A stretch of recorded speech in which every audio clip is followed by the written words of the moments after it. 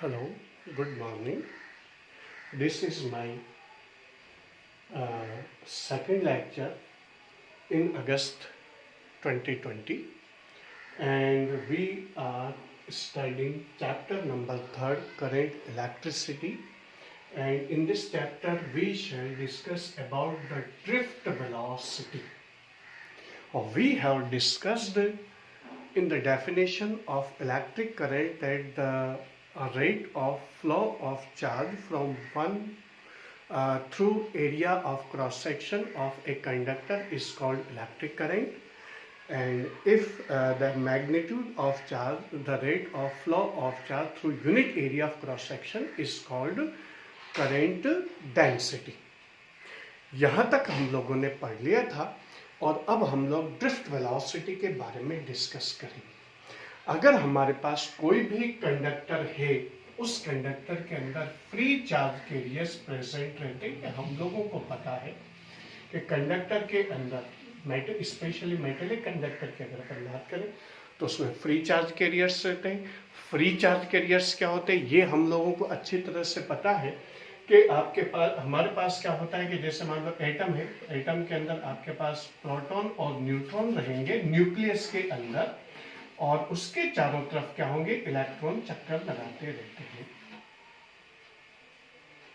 समझ में आएगी बात।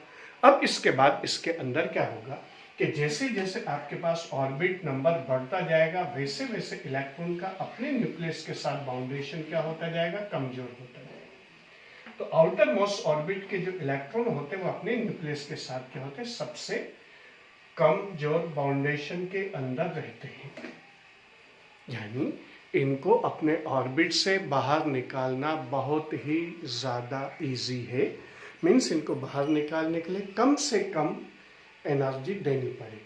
अंदर वाले ऑर्बिट्स को अपने ऑर्बिट से बाहर निकालने के लिए ज़्यादा एनर्जी देनी पड़ेगी, और बाहर वाले इलेक्ट्रॉन्स को अपने ऑर्बिट में से निकालने के लिए कम एनर्जी देनी पड़ेगी। आउटर मोस्ट ऑर्बिट के इलेक्ट्रॉन्स का अपने पेरेंट न्यूक्लियस, यानी जिस एटम का वो पार्ट है उसके न्यूक्लियस के साथ बाउंडेशन सबसे कमजोर होती है, और जब सबसे कमजोर होगी तो उस इलेक्ट्रॉन को इजीली हम लोग क्या कर सकते हैं, बाहर निकाल सकते हैं। अब आप आ जाओ मेटेलिक कंडक्टर्स के बारे में। मेटेलिक कंडक्टर्स के अंदर क्या होता है, जो आउटर मोस्ट ऑर्बिट के जो इलेक्ट्रॉन्स होते हैं, उन आउटर मोस्ट ऑर्बिट के इलेक्ट्रॉन का अपने न्यूक्लियस के साथ बाउंडेशन क्या होता है, नेग्लिजिबल होता है।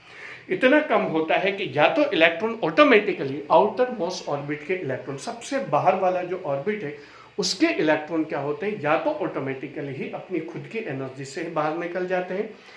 उसके पीछे भी रीजन है क्योंकि पास वाला जो एटम है उसके न्यूक्लियस और पेरेंट न्यूक्लियस का सेपरेशन में कोई ज़्यादा डिफरेंस नहीं होता, क्योंकि मेटेलिक कंडक्टर के अंदर जो एटम्स होते हैं वो टाइटली बाउंडेड होते हैं।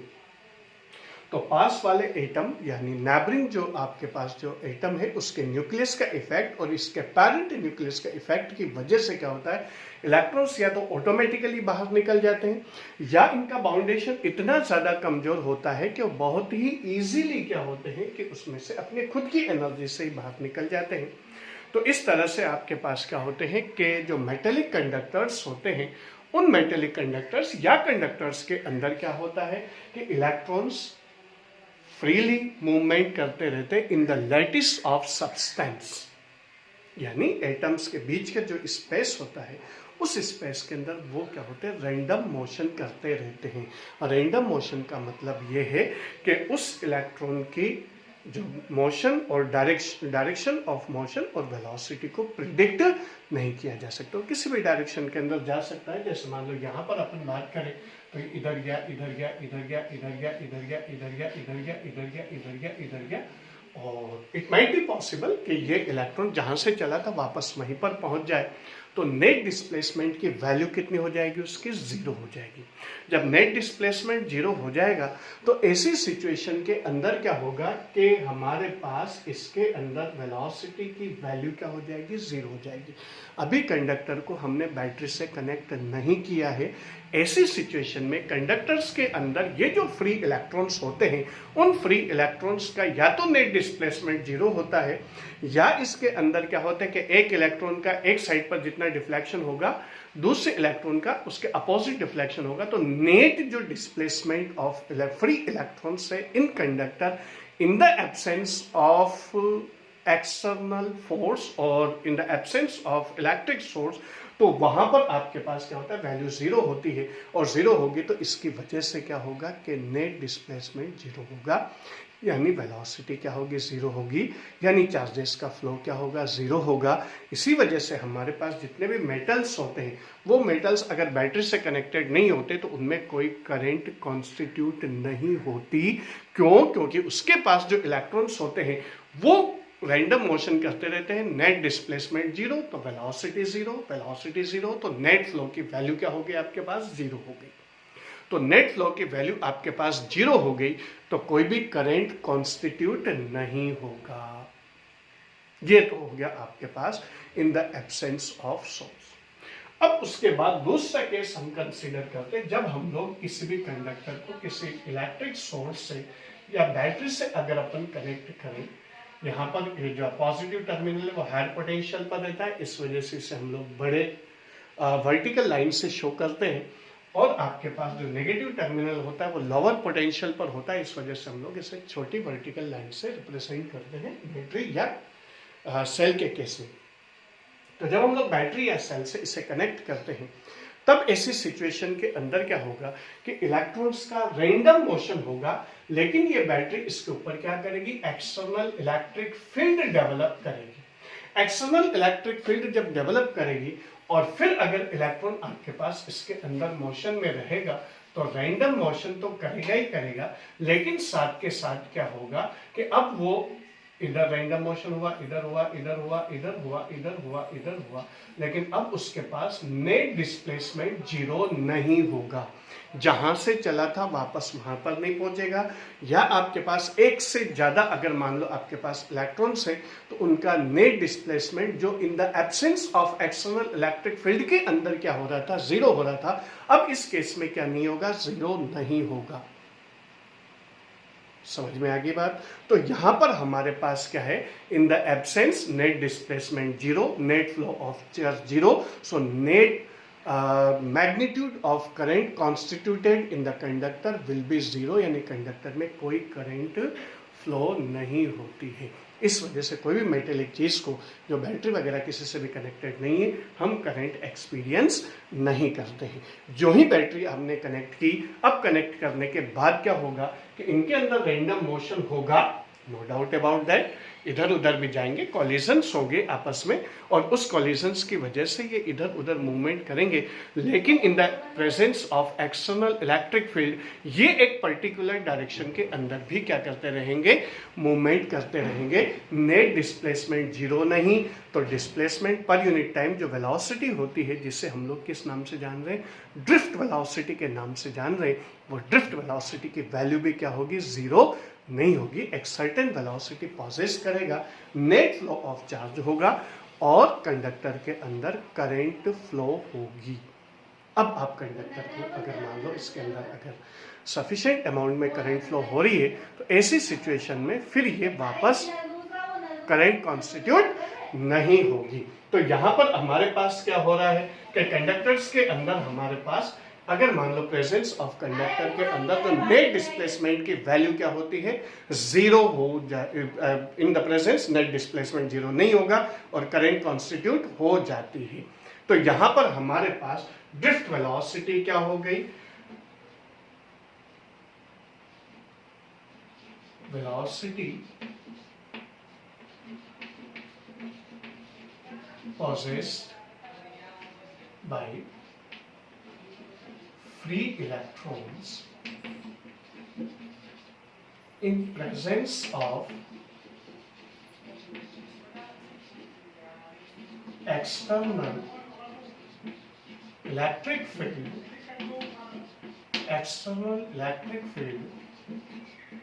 in addition to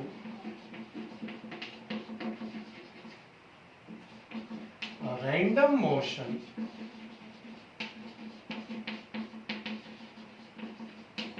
is called drift velocity.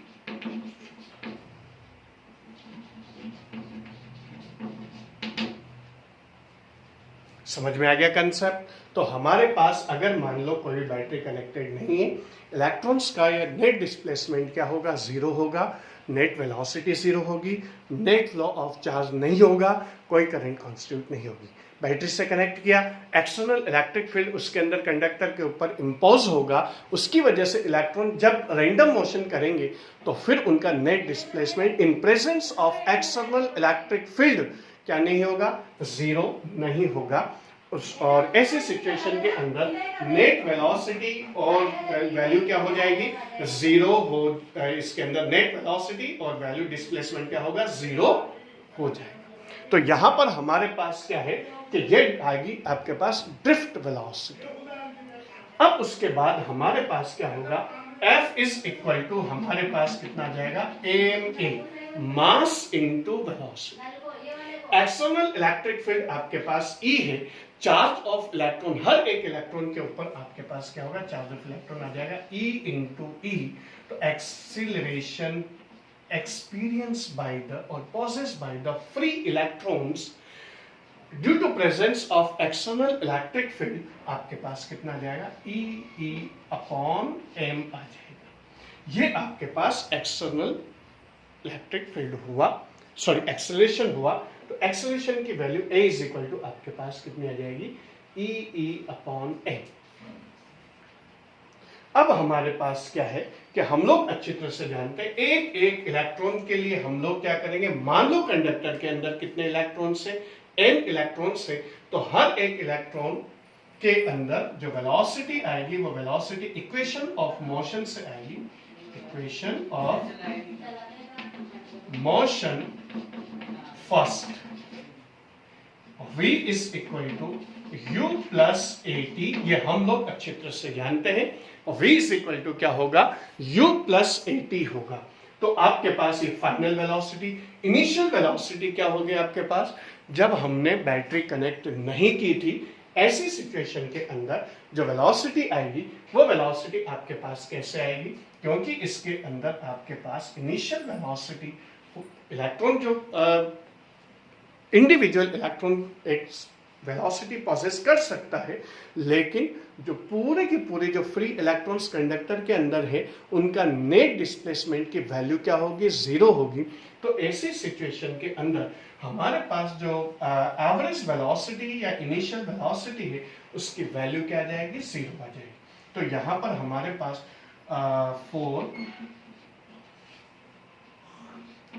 First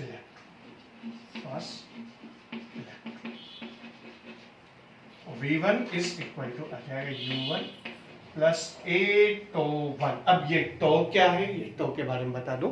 this is called relaxation time. दो कंसेक्यूटिव कॉलिजन्स, क्योंकि हम लोग अच्छी तरह से जानते हैं इलेक्ट्रॉन्स जब एक जगह से दूसरी जगह जाएंगे तो उनके दूसरे इलेक्ट्रॉन से, एटम से, आयन से क्या होगा? उनका कॉलिजन होगा। और ये कॉलिजन आपके पास कौन सा होता है? इलास्टिक कॉलिजन होता है। बॉडीली कांटेक्ट होना जरूरी नहीं है। इसके अंदर हमारे पास क्या होता है कि जो इलेक्ट्रॉन्स होते हैं वो इलेक्ट्रॉन्स कंटिन्यूसली क्या करते रहते हैं? कॉलिजन के बाद रैंडम मोशन इधर उधर करते रहते हैं। तो वैसे सिचुएशन के अंदर दो सक्सेसिव कॉलिजन्स के बीच का जो टाइम इंटरवल है वो टाइम इंटरवल क्या कहलाएगा? रिलैक्सेशन टाइम कहलाएगा। What is relaxation time? It is the time interval between two successive collisions of an electron. First electron की बात हो रही है तो V1 इज इक्वल टू आपके पास कितना आ जाएगा? U1 plus A tau 1। Second electron की अगर बात करें अपन तो V2 is equal to, similarly बाकी इलेक्ट्रॉन्स के लिए भी हम लोग निकालेंगे, similarly V2 is equal to U2 plus A tau 2। और इस तरह से हमारे पास nth इलेक्ट्रॉन के लिए कितना जाएगा? Vn is equal to Un plus A tau A। ये आपके पास इसके अंदर वैल्यूज आई।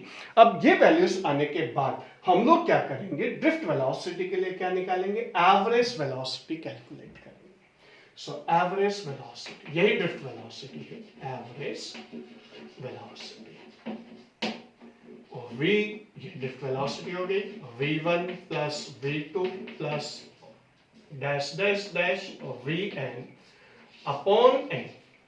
वैल्यूज यहां से पुट करेंगे हम लोग V1 V2 V3 n molecules अगर हम लोग इसमें n एटम्स अगर अपन कंसीडर करते हैं, तो ऐसी सिचुएशन के अंदर हमारे पास क्या आ जाएगा कि वैल्यूज इस तरह से कैलकुलेट होगी। So VD is equal to हमारे पास रहेगा VD is equal to first वाले की वैल्यू पुट करेंगे U1 plus 8O1 plus U2 plus 8O2, मैं ब्रैकेट में बंद कर देता हूं ताकि हमारे समझ में आ जाएगा, plus dash dash dash UN plus 8ON upon n। So VD is equal to हमारे पास हो जाएगा U1 plus U2 plus dash dash dash UN upon n plus a common आ जाएगा और ये हो जाएगा τ1 plus τ2 plus dash dash dash τn upon n। ये वैल्यूज आपके पास इसके अंदर आ जाएगी। तो ड्रिफ्ट वेलोसिटी के अंदर आपके पास ये वाली वैल्यूज आ जाएगी। ये वाली चीज U1 U2 इनिशियल वेलोसिटीज है इन the absence of external electric field, और ये जो आपके पास नेट वेलोसिटी होती है वो इन the absence of external electric field zero होती है। मैं पहले बता चुका हूँ, क्योंकि पार्टिकल्स का रैंडम मोशन होगा और मॉलिक्यूल्स वगैरह के अंदर वैल्यूज इसके अंदर कंसिडर की जाती है। तो आपके पास क्या जाएगा, in the absence of external electric field क्या हो जाएगा, U1 plus U2 plus dash dash dash UN upon n is equal to 0। और जो मेन रिलैक्सेशन टाइम है या एवरेज रिलैक्सेशन टाइम, ऐसे लिख देता हूं मैं, एवरेज और रिलैक्सेशन टाइम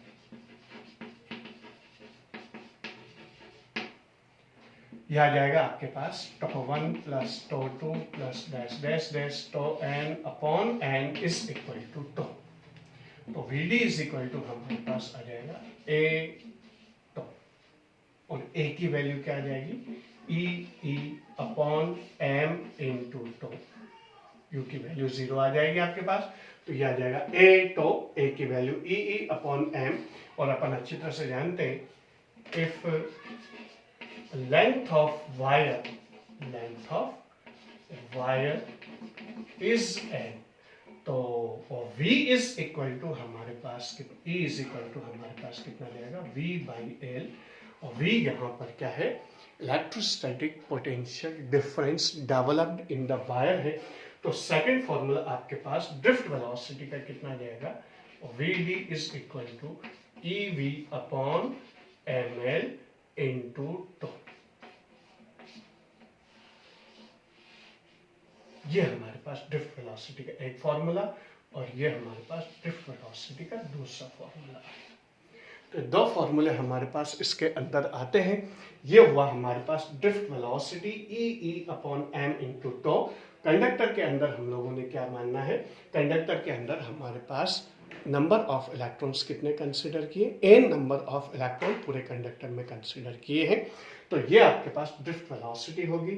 तो velocity possessed by free electron in presence of external electric field in addition to random motion is called drift velocity। drift velocity की डेफिनेशन है, और ये आपके पास in the presence of value, और फिर उसके बाद इक्वेशन मोशन नंबर फर्स्ट से हम लोग वैल्यू को कैलकुलेट कर लेते हैं। तो ये चीज हमारे पास इसके अंदर ड्रिफ्ट वेलोसिटी और उसका फॉर्मूला और उसका डेरिवेशन हमारे पास इसके अंदर आता है, और ये फॉर्मूला हम लोग इसके अंदर कैलकुलेट कर लेते हैं।